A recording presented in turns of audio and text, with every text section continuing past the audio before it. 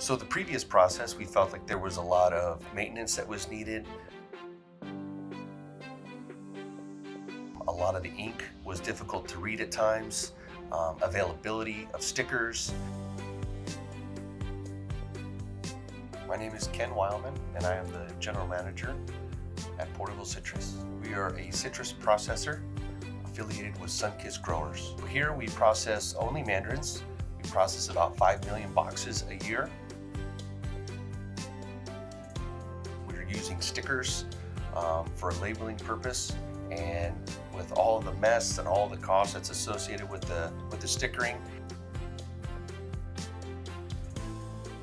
Matthew's provided us the ability to do a direct print. The equipment was installed in our carton conveying system. So we did look at a few other providers of the service and the technology.